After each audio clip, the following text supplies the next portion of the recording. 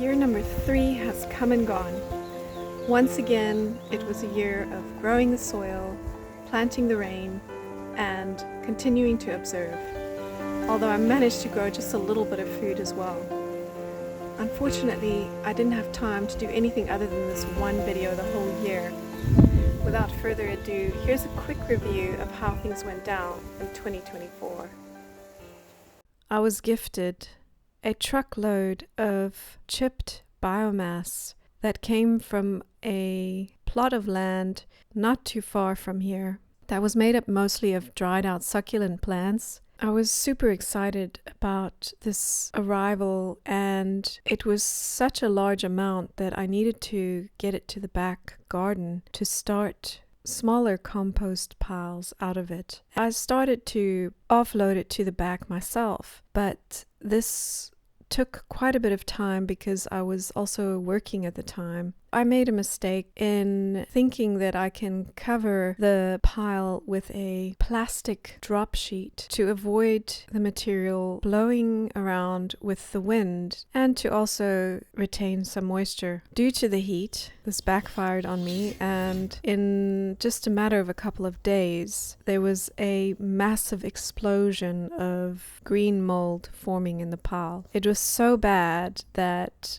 if I disturbed the pile even slightly, a smoke of green mold would just fill the air. Now I was stuck. I couldn't move the pile to the back anymore, otherwise I'd risk becoming sick from it. All I could do was leave the pile there and wait. I happen to be in a very fortunate position that I can call on a friend who's a soil food web lab technician.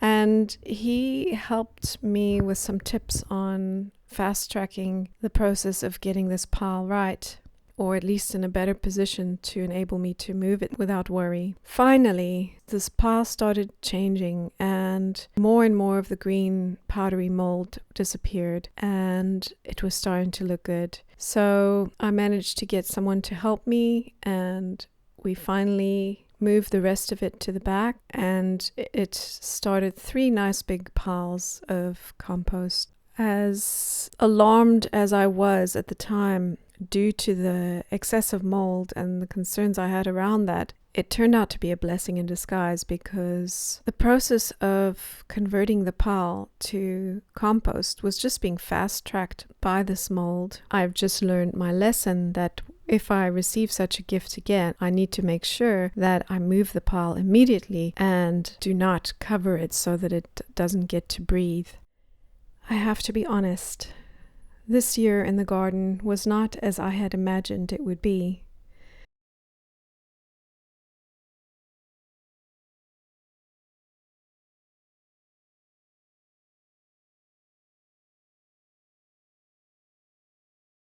I did get to do some of my usual chores, such as a bit of wood chipping and mulching with those wood chips and fallen leaves.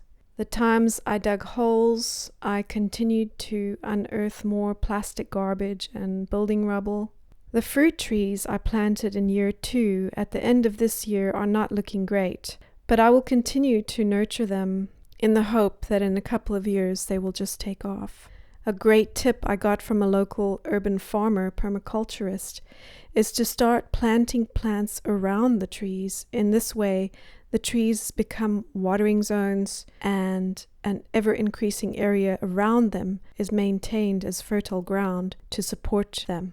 Although I didn't plan on introducing more trees this year, it happened to be that a friend gifted me with a banana tree, which was an offshoot from hers, and I bought an apple tree from a local organically run urban nursery, as well as a grapevine, all 3 of which have been doing well in their first year here.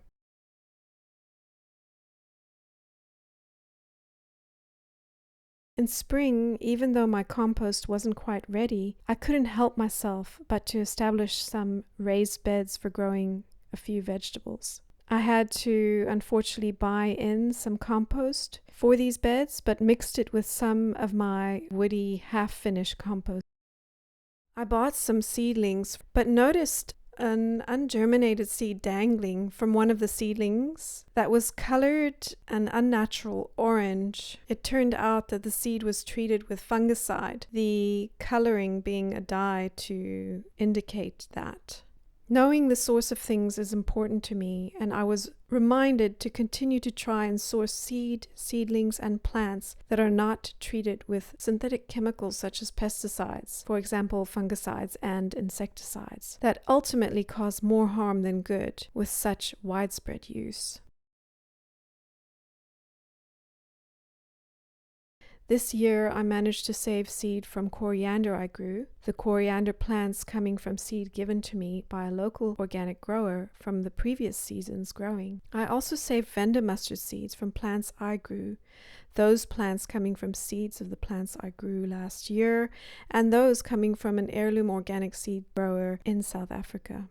I managed to grow from seed some pumpkin and squash, both from seeds saved from produce bought from a local organic grower, as well as a type of dry bean. My first experience with growing chickpeas, and I absolutely love it. Won't be the last time. They grow in these little pods that almost like pop when you open them. If you wait too long, they dry out into little shriveled seeds, or like this one's good to replant. And you can even eat them like sprouts. Super yummy. It tastes like sprouts when they're still green. They didn't do well where I planted them in the garden in the back because of my poor soil.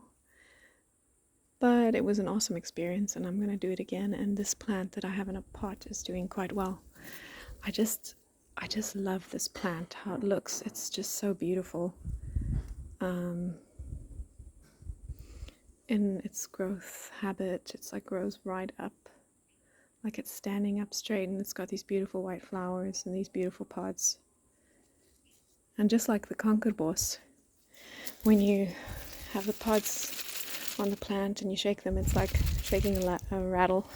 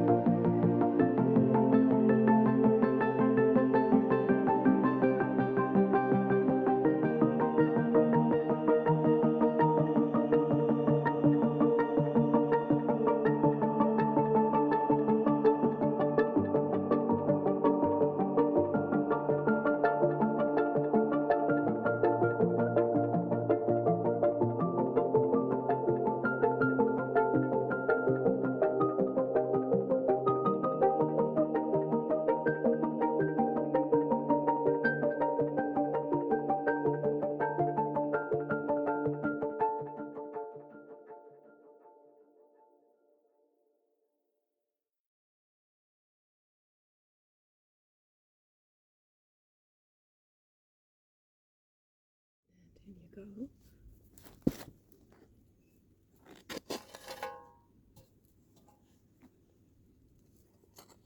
Position you nicely.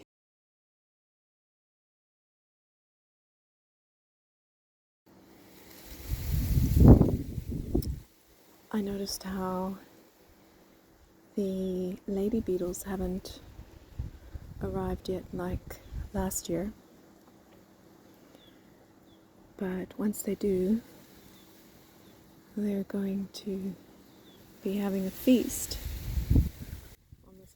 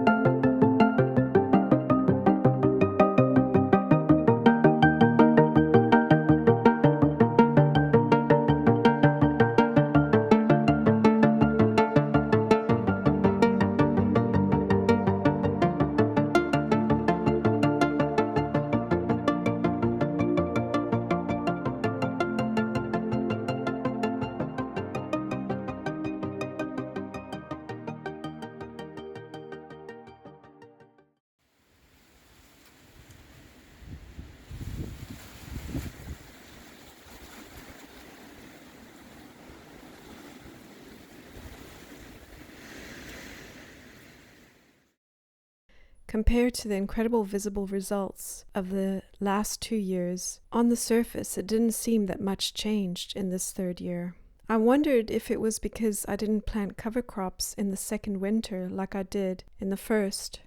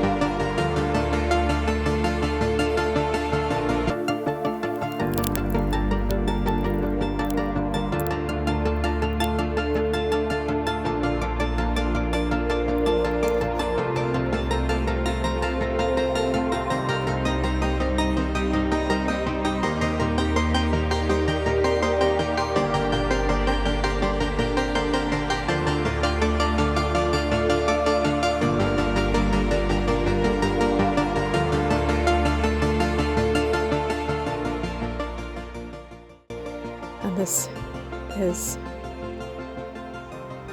the first apple tree I've grown, and this will be the second apple I've ever picked myself off of a tree to eat. Well, the first one I couldn't eat because it was not ready, but this one looks like we're going to be able to eat it. And to know that there's been no pesticides or anything going into it.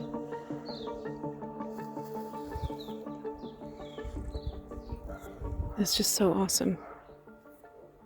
Oh, it's huge.